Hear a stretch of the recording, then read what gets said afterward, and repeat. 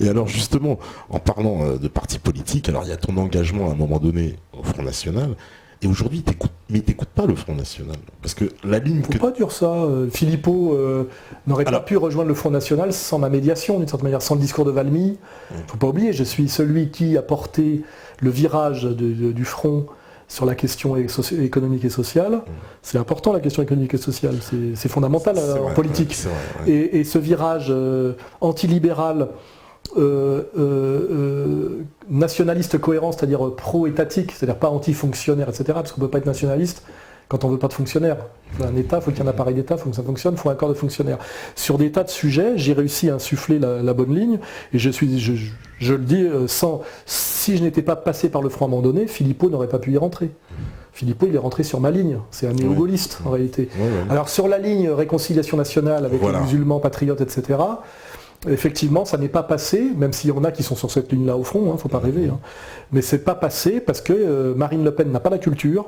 Mais elle jette de l'huile sur le feu. Elle n'a pas la culture, elle n'est pas cultivée d'abord. Elle ne sait pas ce que c'est que le monde musulman, c'est complexe, elle mélange tout. Et puis il y a tout un vieux fond droitard, pied noir, PACA au front, pour qui la grande souffrance c'est d'avoir été chassés d'Afrique du Nord et qui veulent se payer, qui ont la haine du bougnoul, parce que non seulement ils ont été chassés d'Algérie, mais en plus les IVA les emmerdent à Perpignan, donc ça c'est la ligne Alliot. Eux ne veulent absolument pas de réconciliation nationale.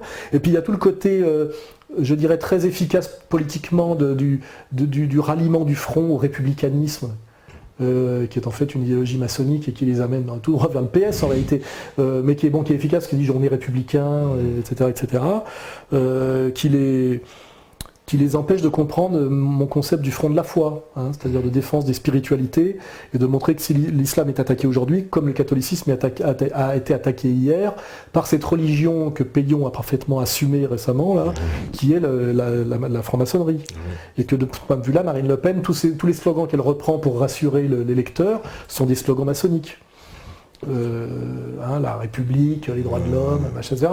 Donc, disons que mon positionnement est un positionnement d'avant-garde, un peu complexe, qui est d'avenir à mon avis même pour le Front, mais qui prend du temps. Et comme le Front est dans une logique électoraliste, c'est du coup par coup, c'est la discussion que j'avais eu avec Le Pen. Il m'a dit Alain, t'as raison, mais nos électeurs c'est un peu trop subtil pour nos électeurs. Et moi j'avais dit, j'ai bien conscience que cette ligne, gauche du travail, droite des valeurs, réconciliation nationale, est une ligne d'avenir, mais sur 15 ans, pas sur 3 mois.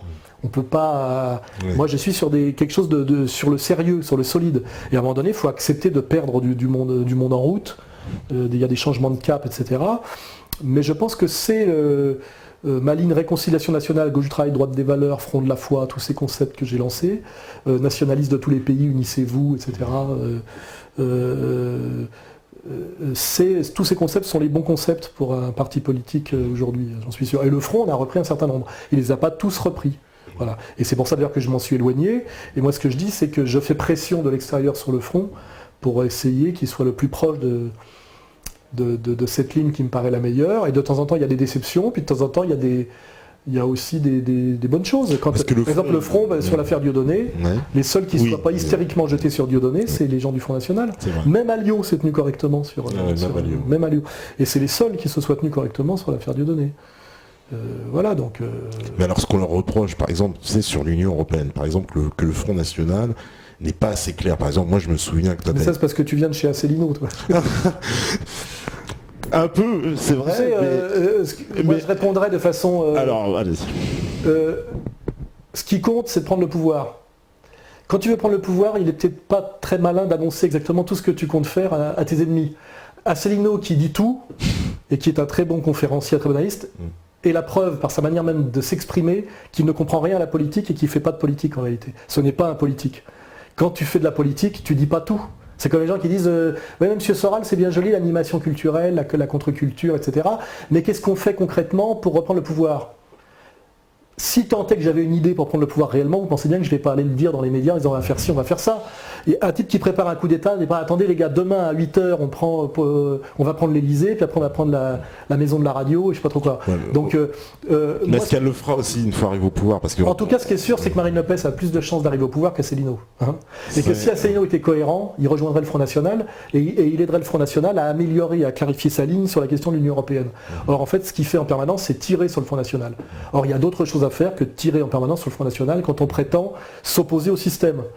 Le Front National, c'est pas le système, c'est le seul parti qui, bon an mal an, pour des raisons historiques, accidentelles, etc., a démontré quand même, par 40 années, qu'il était plutôt un parti que le système n'aimait pas et dont le système se méfiait. Il y a quand même l'histoire, ça je sais pas ce que t'en penses, toi t'y crois pas trop, l'histoire du financement par Pierre Sérac de la secte Moon. Mais Le Pen est allé chercher de l'argent partout où il a pu pour solidifier son mouvement, et l'important c'est d'être financé par plusieurs personnes et que ça s'équilibre. Il est allé chercher aussi de l'argent en Irak, chez Saddam Hussein. Donc Le Pen étant bloqué en France par le lobby dominant qu'on a identifié tout à l'heure, et ce lobby dominant interdisant le grand patronat de financer Le Pen ou de le soutenir, les loges barrant aussi Le Pen, à un moment donné il a fallu qu'il aille chercher l'argent où il pouvait. Et je pense qu'à un moment donné il a dû accepter de l'argent de gauche et de droite, etc. Mais c'est pas parce qu'il a accepté de l'argent, peut-être même de la Secte Moon qui est proche de la CIA, que d'un seul coup le Front National devient une annexe de la CIA. C'est très bête, c'est du monodéterminisme. Et je rétorquerai à Asselineau que lui, il a travaillé pratiquement toute sa vie pour Pasqua, qui est la CIA. Je veux dire, Pasqua, c'est de l'atlantisme intégral. Ouais, il le dit maintenant. Et qu'il a été le suppléant de Tibéri. C'est-à-dire qu'un type qui a compris 20 ans après moi et 40 ans après Le Pen ce que c'était que la dissidence n'a pas de leçon arrogante de dissidence à donner. Il faut un peu en rabattre un peu. Asselineau a été un haut fonctionnaire qui a tapiné pour le système toute sa vie, et il vient de découvrir le poteau rose l'année dernière, et il veut tous nous donner des leçons. Je veux dire, c'est un peu gros quand même. Alors, il connaît bien son sujet, c'est-à-dire la critique effectivement de l'Union européenne et les mécanismes de l'Union européenne, etc.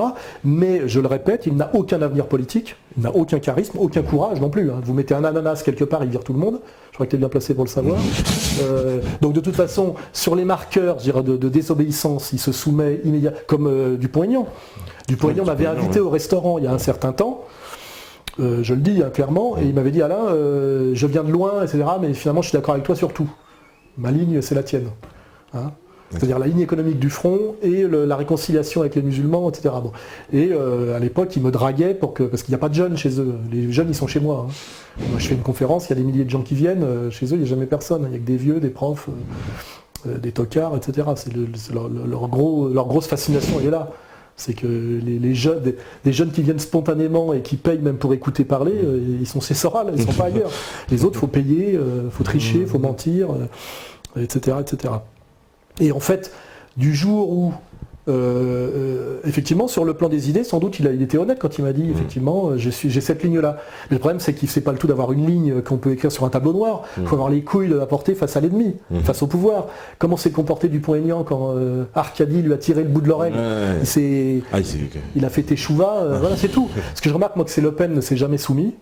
Et ce que je remarque, moi, que c'est qu'Asselineau, il n'y aura pas besoin de le secouer beaucoup pour qu'il s'écrase. Donc il peut être très performant dans sa critique de l'Union européenne, mais quand vous touchez les intérêts supérieurs du pouvoir, même si vous ne commettez en ligne directe aucune faute, de toute façon l'ennemi vous diabolisera. C'est ce que j'explique aux cons naïfs comme celui que je nommerai pas. C'est pas toi qui décides si tu es antisémite. C'est le pouvoir qui le décide. Si d'un seul coup tu gênes le pouvoir sur d'autres critères que la question strictement de l'antisémitisme, mais que tu poses problème à l'oligarchie, ils te traiteront d'antisémite. Ils ont fait ça avec Pierre Péan, ils ont fait ça avec Jean-Luc Godard, ils ont fait ça avec Jean Baudrillard, ils l'ont fait avec tout le monde. Donc si Asselineau va jusqu'au bout de sa critique de l'Union européenne et qui gêne l'oligarchie européenne, de fait, on lui dira, vous avez donné une conférence, c'est Serge Ayoub un jour, et c'est fini. Il est plié déjà, Asselineau. Rien que pour ça, il est mort. Et quand on lui sortira ça à la télé, il fera encore pire dans la soumission que Dupont-Aignan. Parce que c'est un haut fonctionnaire, c'est pas un mec qui a des couilles. Le Pen, moi je sais ce que c'est qu'un homme et puis un prof. Pour faire de la politique, il ne faut pas être juste un prof, il faut être aussi un homme. C'est tout, je vais être clair. L'autre, c'est sûr que le pouvoir fait ça et il se couche. C'est tout. Et ça, c'est pour ça que je ne supporte pas que des gens comme ça attaquent Le Pen. Le Pen, on peut lui reprocher des tas de choses. Une certaine vulgarité à une certaine époque, un certain libéralisme économique, c'était pas... Oui, quand il se prenait pour Reagan. Oui, mais d'accord, mais c'est pas une question qu'il connaît très bien, l'économie. Hein. Lui, il était pro-républicain, parce que antidémocrate, sur la question américaine, c'était pas si incohérent que ça, quand on comprend ce que c'est que la gauche et la droite aux États-Unis. Mais malgré tout, il a toujours pris le système dans la gueule, ce qui est un marqueur permanent. Quand le système vous attaque systématiquement, met toujours des photos de vous sur les journaux, vous avez une sale gueule, jamais une photo, vous avez une bonne tête, vous diabolise systématiquement, vous attaque systématiquement, etc., c'est que quelque part vous gênez et que vous faites réellement un travail. On voit très bien que le traitement réservé à Besancenot n'est pas le même qu'à Le Pen. Voilà, Le Pen n'est pas dans le gala comme un des 10 hommes politiques les plus séduisants ou je sais pas quoi. Non mais ils prennent quand même avec Marine beaucoup d'argent de l'Union Européenne quand même en tant que député. C'est la moindre des choses. Sont très bien payés. Bah oui, mais pourquoi? Je veux dire, quand on combat le système, on n'est pas obligé non plus de. Il faut savoir s'en servir à minima. Parce que, mais ils peuvent pas dénoncer. Est-ce que c'est cohérent? Parce que comme je reprends. Il s'est pas présenté à Céline aux européennes là? Ah si, c'est présenté. Alors il s'est présenté. Il a même présenté cette liste. Oui, il a fait 0. Ce qui compte, c'est que les gens qui me disent c'est mieux l'UPR que le Front parce qu'ils sont plus cohérents et plus précis sur la sortie de l'UE. Je dis la différence, c'est que Asselineau il fait 0 aux élections et le Front fait 25.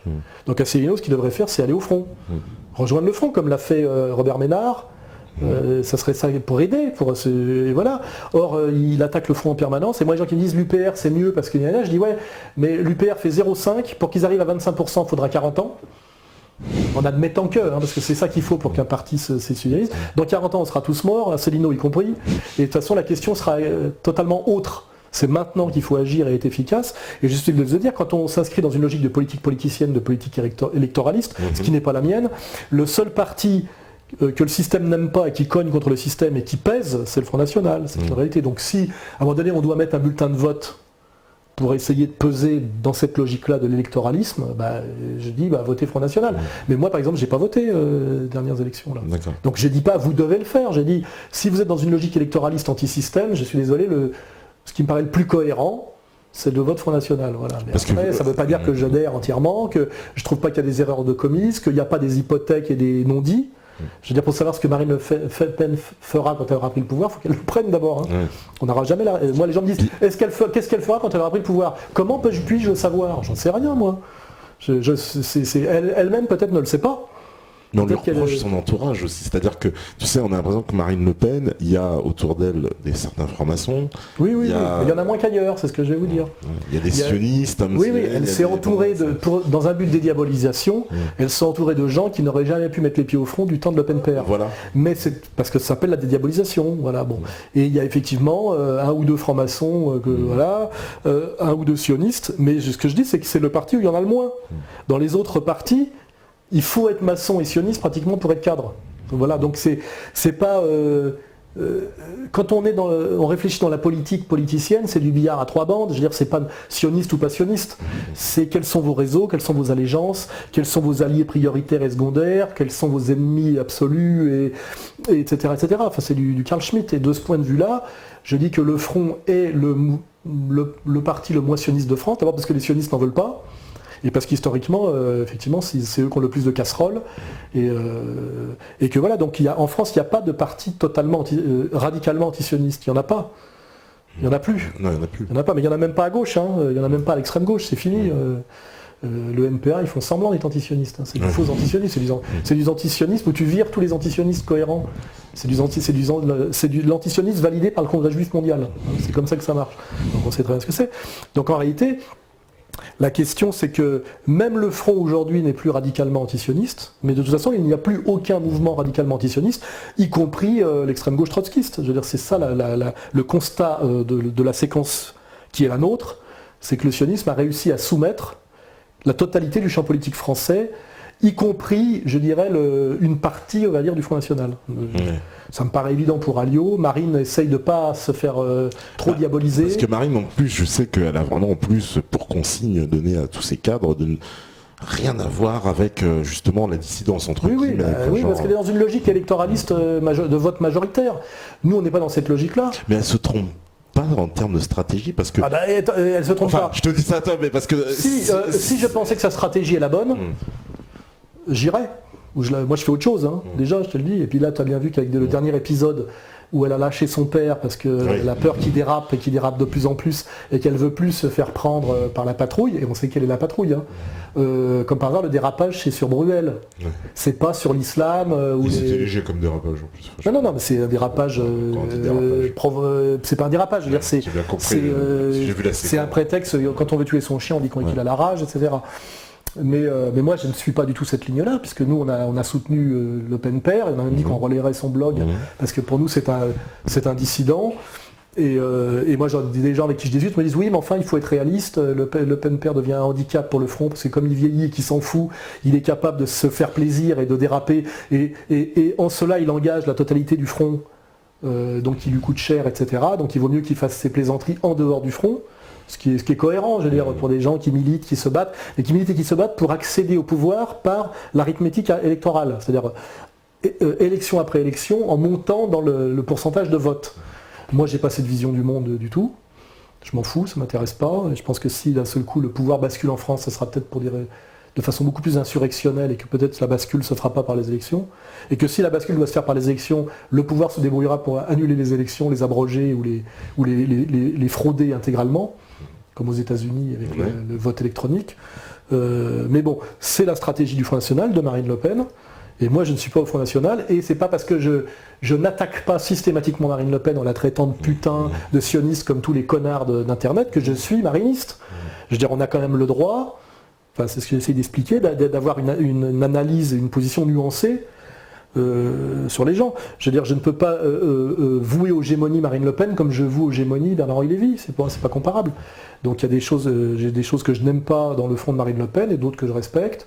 Et on vous somme. Le problème de la dissidence, qui est un peu un truc d'ado énervé, un peu caricatural sur la toile, où on se lâche parce que c'est très facile, c'est oui, non, connasse, génial, comme sur moi, quoi. Soral, c'est le Messie ou c'est une pourriture, j'en sais rien, c'est le diable, je suis rien de tout ça, c'est pareil.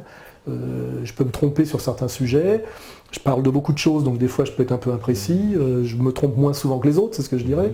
Voilà, c'est les gens qui ont une espèce de position comme ça, noir-blanc, oui, non.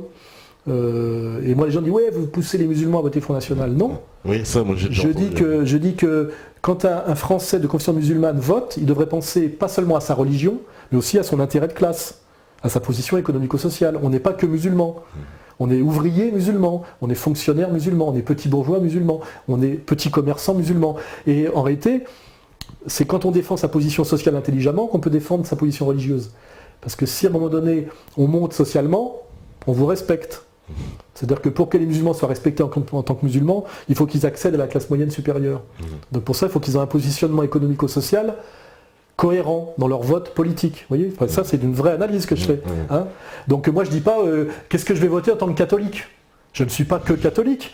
Je pourrais dire attends, la plus catholique c'est Boutin, je vais voter Boutin.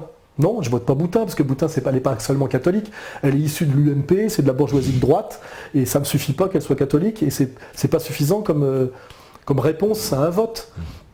Je préfère voter Le Pen, qui est plutôt païen que catholique, je pense, même si je suis catholique, parce que c'est plus cohérent comme vote que Boutin, qui pourtant est catholique. Et c'est ça que je reproche aux musulmans, c'est que d'un seul coup, ils se présentent comme musulmans, ils ne sont plus que ça. Alors qu'en fait, ils sont pas que musulmans, ils sont d'origine algérienne ou marocaine ou tunisienne ou turque, etc., plus musulmans d'une certaine obédience, plus d'une certaine position sociale. Et c'est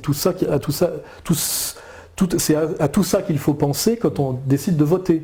Et ça m'agace à un moment donné de dire je suis musulman, soyez un peu plus musulman quand il s'agit d'avoir des couilles. Parce qu'en général, vous êtes musulman pour vous plaindre, mais quand il s'agit d'avoir un peu de courage pour aller défendre des causes, etc., il y en a beaucoup moins.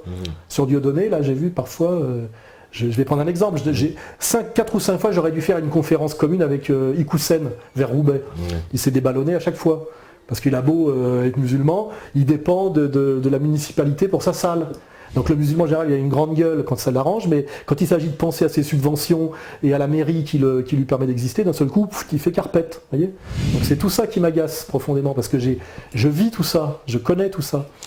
Donc je dis, pour pouvoir ramener votre gueule en tant que musulman, déjà soyez un musulman avec une vraie dimension. Alors vous êtes souvent musulman quand ça vous arrange, hein, pour vous plaindre. Pour vous plaindre de l'islamophobie, etc. Mais... c'est toutes ces... Alors évidemment ça fait pas plaisir quand je dis ça, je suis pas là pour faire plaisir. Hein. Quand je parle avec des mecs du front, je fais que les critiquer. Quand je parle avec un musulman, je fais que le critiquer. Quand je suis avec Dieudonné, je fais que critiquer ce qui peut incarner son entourage. Et ce qui me vaut d'être en général respecté par certaines personnes et beaucoup, j'en agace beaucoup d'autres. J'aime bien agacer, hein. J'ai toujours aimé. Je cherche pas à plaire. Hein. On a bien compris. Écoute, on va faire une petite pause. Je vois que c'est l'heure. Stéphane, il est prêt. J'ai pas oublié vos questions, parce que t'imagines bien qu'on y a 500 000 questions au moins, au minimal. Donc je te ferai la synthèse et voilà. Boire un coup, là. Voilà, tu peux boire un coup. De toute façon, on va faire une petite pause tout de suite. Et puis on reprend l'antenne juste après. À vous la régie. De retour sur la libre antenne, voilà, donc toujours avec Alain Soral pour cette émission exceptionnelle. Alors Alain, évidemment, il y a énormément de questions. Alors déjà, il y a une question, on me demande, c'est vrai, où est-ce que c'en est ton procès pour la quenelle à Berlin? Parce que ça, c'est vrai que ça c'est... Alors le procès aura lieu en 2015. Il y a du délai. Hein, vrai, parce que mais j'aurai droit à la journée entière. Le tribunal a bloqué la journée entière parce que les parties adverses, il y a toutes les parties civiles, y compris le MRAP, etc., qui viennent, en plus des étudiants juifs de France, etc. Et ils comptent faire venir comme témoins 12 survivants de la Shoah, qui vont venir de Berlin, je ne sais pas trop quoi. Donc ça va être, à mon avis, la mère des batailles. Ça va être le procès des procès pour moi. Et je compte d'ailleurs me lâcher assez sévèrement. Hein. Et ils me demandent déjà 150 000 € de condamnation en dehors des parties civiles. Donc ça va monter, à mon avis, à plus de 250 000 €. Pour avoir fait ça sur un smartphone le 1er septembre 2012, dans ce truc qui est c'est des blocs de béton qui sont en train de s'effondrer d'ailleurs, j'ai lu un article, où les PD se donnent rendez-vous pour s'enculer et où les Allemands vont pisser le jour du Nouvel An quand ils sont ivres morts. Quoi, voilà. Non mais c'est bien, ça montre le climat actuel. Sachant qu'aucune loi ne criminalise ce geste, puisque je crois qu'on peut criminaliser que les mots et les écrits. Et je crois que même le salut nazi n'est pas... Il n'y a pas de loi qui interdise de faire le salut nazi, je crois, en France. D'accord. Mais la quenelle, ça vaut le tribunal et la ruine intégrale. Mais c'est bien, ça nous rend sympathique le régime de Pyongyang. Hein. Si on apprenait demain qu'un type est menacé d'être ruiné intégralement, parce que ce genre de condamnation, ça équivaut à la ruine intégrale. Hein. Imaginez bien que 200 000 €, c'est quand même du gros pognon. Et si on apprenait à peu près l'équivalent en Corée du Nord, on éclaterait de rire en disant oui, c'est la Corée du Nord. Maintenant, c'est en France. C'est en France. Voilà.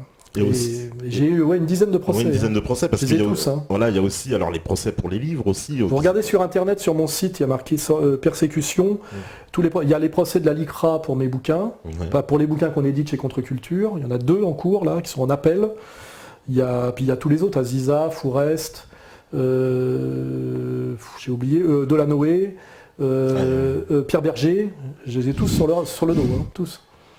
C'est pour ça que je fais moins de vidéos du mois, parce que les types maintenant font éplucher mes vidéos par des avocats, et maintenant on peut porter plainte pour tout et n'importe quoi, donc il suffit que je cite leur nom à un moment donné, et je suis envoyé au tribunal avec constitution de partie civile, ce qui veut dire que non seulement je suis envoyé au tribunal, mais je reçois des convocations de police et de juge d'instruction, où je suis obligé en théorie de me rendre chez un juge d'instruction, parce que Caroline Fourest a porté plainte parce que j'ai relayé sur le site Égalité et Réconciliation un article d'un autre média démontrant qu'elle a bidonné une interview quand elle a fait son espèce d'émission sur Arte. Donc il y a un journaliste qui fait bien son travail, qui démontre qu'elle a bidonné une interview. Moi je relaie ça sur le site et elle porte plainte contre moi avec constitution de partie civile et je suis automatiquement convoqué par un juge d'instruction et par la police. C'est dans le but, et à un moment donné, c'est à tel point que je reçois des huissiers, des convocations, etc. tout le temps. Voilà. On veut te faire taire, quoi. Oui, c'est ça. Le truc, c'est de vous terroriser, de vous épuiser, de vous ruiner. Hein. C'est le travail, c'est celui-là. On ne vous apporte jamais aucune contradiction. Là, j'ai été convoqué chez la police par un gardien de la paix. Et je dois. La question, c'est pourquoi j'ai édité 5 bouquins chez Contre-Culture, dont Le Salut par les Juifs de Léon Bloy. C'est un ouvrage majeur d'un des grands polémistes et d'un des grands stylistes de la fin du 19e siècle. Et à un moment donné, pour avoir réédité ce livre, je suis convoqué. Je dois être interrogé par un gardien de la paix.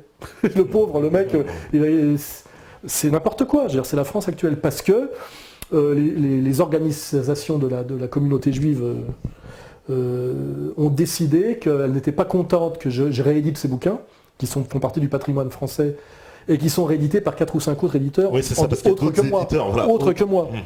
Et ils ont décidé que Soral n'avait pas le droit, lui, de rééditer ces livres-là. Il n'y a pas de base légale, hein, c'est totalement illégal. On est dans la lettre de cachet, on est dans la dictature intégrale. C'est complètement... Enfin, C'est en dehors du droit. Voilà, il y a une espèce d'association qui décide. Oui, oui. Et alors, ils m'interdisent d'éditer le dictionnaire de Blanc-Rue, qui est un dictionnaire de citations. Et ils décident que 5 autres bouquins ne peuvent être édités que si j'enlève des passages. Oui, des passages. Et c'est les avocats à l'ICRA qui décident ce qu'il faut enlever. C'est-à-dire qu'ils peuvent aussi enlever des morceaux des pièces de Shakespeare, des œuvres complètes de Voltaire, etc. etc. C'est n'importe quoi, c'est-à-dire qu'il va falloir qu'on se fâche à un moment donné, parce que là on est sorti totalement de l'état de droit. Et je suis condamné en première instance contre l'avis du procureur et du parquet. C'est-à-dire que c'est le CRIF et son bras armé, la LICRA, et son autre bras armé, les étudiants juifs de France, vous verrez qu'il y a toujours les trois, avec après ceux qui tapinent quand on leur demande de tapiner, comme le MRAP, la Ligue des droits de l'homme, etc., partie civile, c'est eux qui décident aujourd'hui de ce que vous avez le droit de dire et de ne pas dire. Point, c'est tout. Il n'y a plus de droit, il n'y a plus d'état de droit, la jurisprudence est bafouée. Et Jakubowicz se vante de dire oui, de toute façon, on a interdit ça parce que c'est Soral. C'est-à-dire qu'on admet que c'est une loi d'exception valable uniquement pour moi. C'est absolument contraire au droit en France qu'un bouquin qui est réédité ne puisse pas l'être par moi, mais puisse l'être par les autres, par Hachette, par 10-18, etc. Parce que moi, non. C'est illégal, voilà. C'est-à-dire qu'aujourd'hui, le tribunal, sous la pression de la toute-puissante communauté juive organisée, rend des jugements illégaux. En plus, c'est en appel cette affaire. Oui, c'est en appel. Alors en appel, c'est plus sérieux qu'en première instance, mais tout ça coûte cher. Et puis en attendant, j'ai pas le droit de les vendre, ces bouquins-là. Ils ont été retirés de la vente. Et puis si c'est confirmé en appel, il faut que j'aille après cassation, et puis après au niveau européen. Ouais. Souvent, mais ça prend 5 ans.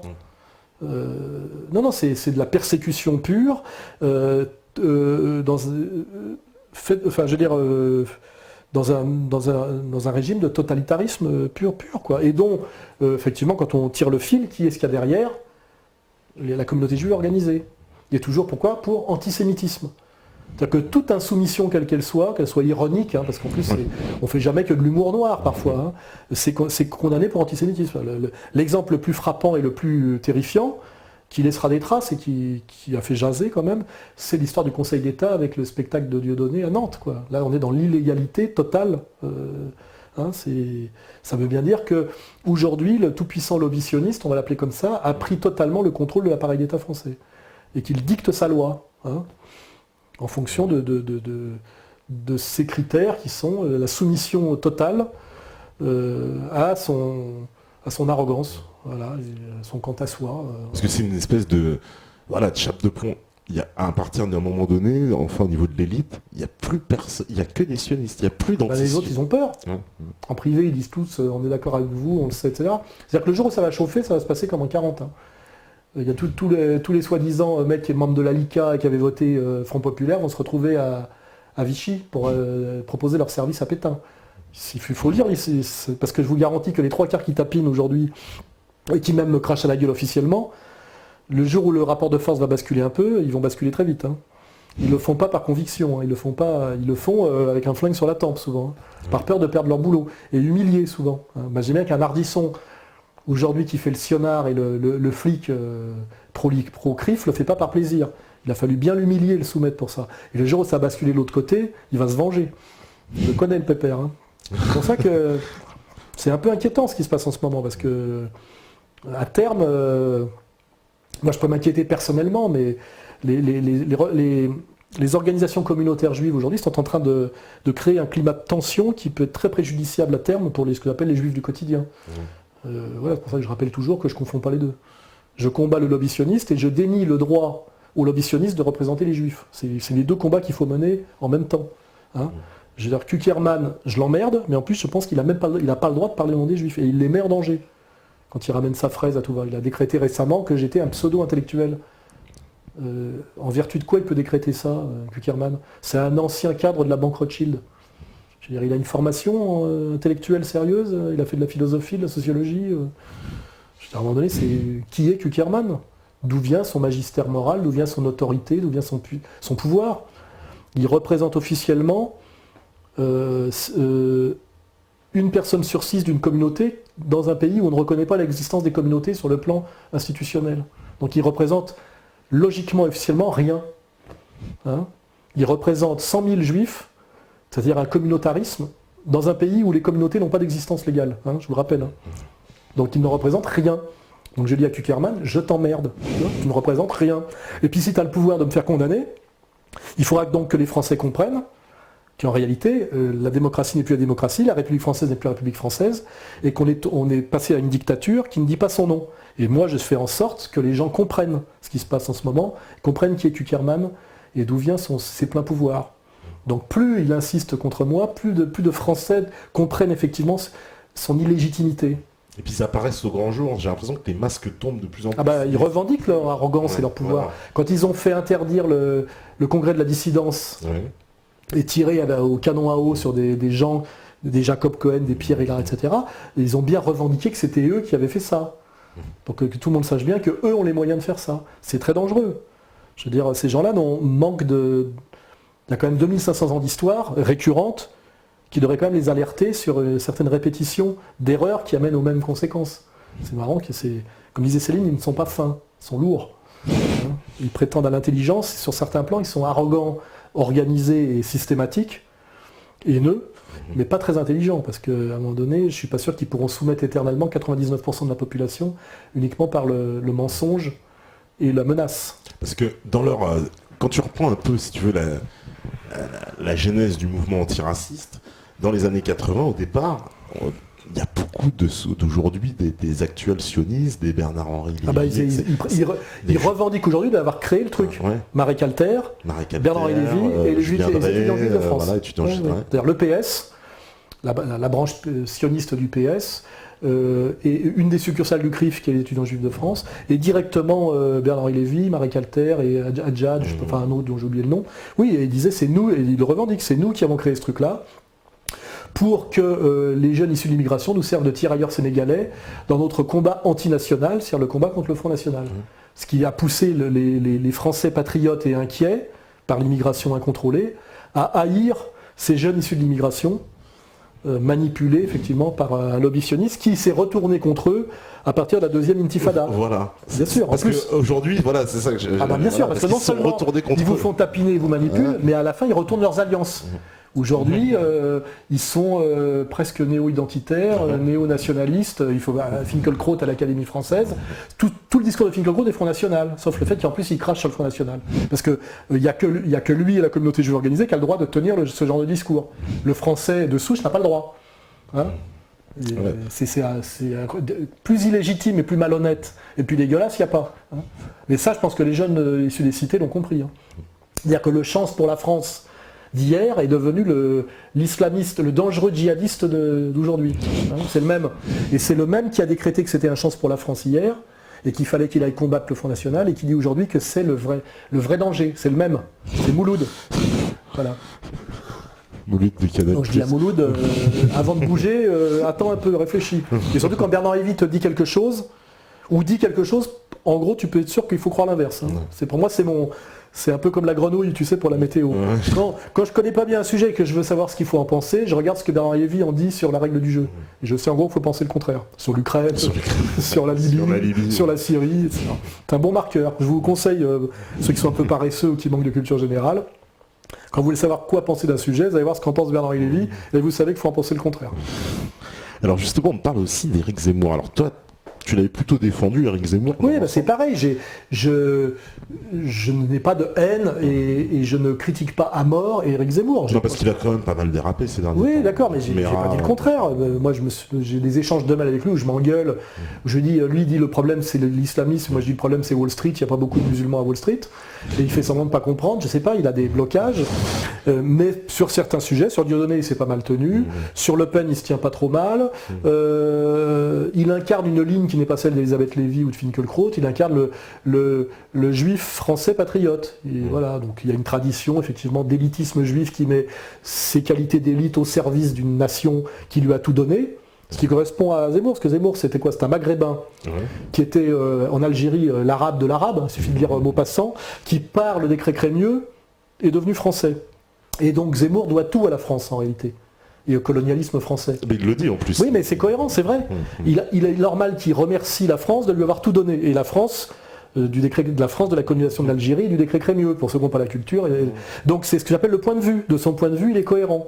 Et lui, ce dont il a très peur, c'est la délinquance de banlieue réislamisée, qui le détecte comme dominateur juif En plus, il est issu du prolétariat. Enfin, c'est un pauvre, Zemmour, de banlieue. Il a grandi à Donc il a Drancy. peur. Et en plus, physiquement, je vais pas dire un avorton, c'est pas sympa, mais c'est un petit gabarit. Donc il a peur c'est le mec qui avait peur de se faire péter la gueule à la cour de récré par le grand maghrébin qui joue bien au foot et qui font 85 kilos. De ce point de vue-là, il a des blocages. Il y a des trucs qu'il n'arrive pas à comprendre, des fraternités, des mains qu'il n'arrive pas à tendre ou qu'il ne peut pas recevoir. Et moi, j'essaye, comme je fais toujours, de faire la médiation. Je veux dire, Zemmour, t'es respectable sur certains sujets, t'es cohérent sur certains sujets, tu critiques bien l'Union européenne, tu critiques bien le mépris que les élites ont pour le peuple, tu critiques bien le mensonge de l'américanisme forcené ou je sais pas trop quoi, tu es un amoureux authentique, à mon avis honnête, de la culture française, c'est sûr, mais tu as un problème avec les musulmans, avec l'islam, où tu es caricatural, il connaît pas en plus le sujet. Une fois j'ai parlé avec lui, je me suis rendu compte qu'il ne connaissait pas la différence entre sunnite et chiite. Ah oui, d'accord. Il connaît pas, il connaît pas tout. D'accord. Il est journaliste, il est pas, voilà. Et donc il a des peurs et des méconnaissances, et puis aussi des gens qui l'agressent. C'est-à-dire quand tu te fais toute la journée insulter de sale youpin par des mecs de cité un peu qui ont des visions un peu binaires, c'est sûr que action-réaction. Il se sent pas en fraternité avec eux. Moi j'ai une autre relation aux jeunes des banlieues. J'ai fait de la boxe, voilà. J'ai pas peur de ces gens-là. Je les ai fréquentés chaleureusement et charnellement dans les salles de boxe toute ma vie. C'est ce que j'expliquais à des gens. Pourquoi j'ai ces sympathies naturelles. C'est pas parce que c'est un calcul. C'est que moi je suis issu de Meudon-la-Forêt des années 60, cité dortoir, où dormaient tous les mecs des usines Renault de l'île Seguin. Donc mes potes étaient tous issus du prolétariat français ou de l'immigration. C'était ce qui constituait les cités dortoirs des années 60. Et en plus j'aimais le sport, je faisais du sport, et à un moment donné j'ai fait beaucoup de boxe. Et dans les salles de boxe, je te fais pas un dessin, il y a qui ? Il y a quelques Gaulois et essentiellement qui issus de l'immigration. Donc j'ai toujours été en fraternité avec des mecs qui étaient des bons boxeurs et que j'admirais pour leur talent de boxeur, qui par ailleurs étaient noirs ou d'origine maghrébine et musulmane. Et tu sais très bien que même si le faciès et la race, c'est le truc que tu vois en premier, dès lors que tu passes un peu de temps avec les gens, ce que tu vois après, c'est leur personnalité, leur psychologie, leur qualité, leurs défauts. Et c'est vrai qu'à un moment donné, le critère racial pour moi s'estompe totalement de par mon vécu. Mes potes, c'était la bande de la Courneuve, Karim, Pouic, Francis, etc. Bon, c'était des types qui étaient soit d'origine maghrébine, soit d'origine antillaise, etc. Et on était même de la même bande, entre guillemets. Et moi, j'étais le Gaulois de service, j'étais pas le seul d'ailleurs. Et c'est vrai que ce que j'aime, moi, c'est les mecs qui aiment la France et qui maîtrisent bien le génie français par la langue, la drague, enfin des trucs. Pour moi, les critères, la bouffe, la drague, la langue, l'esprit français. Rouletabille, Filochard, et ça peut très bien être incarné par un Antillais, du moment qu'il y a... moi, ce que je déteste, c'est le mec qui dégueule sur la France. Mais quand je vois un type qui s'exprime en bon français, tu lui demandes d'où il est, il te dit je suis d'Épinay par exemple, et tu vois qu'il a fait du sport à haut niveau, il a défendu le drapeau, comme beaucoup de mecs, etc.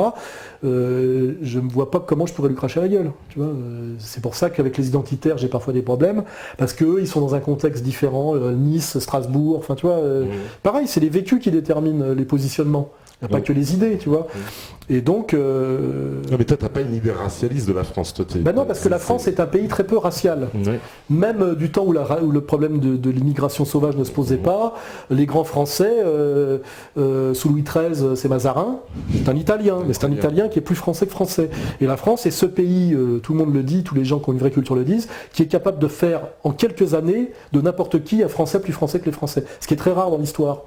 C'est un pays où les gens viennent se réfugier et que les gens se mettent à aimer très vite. Parce que c'est un pays merveilleux pour son climat, sa géographie, sa nourriture, etc., etc.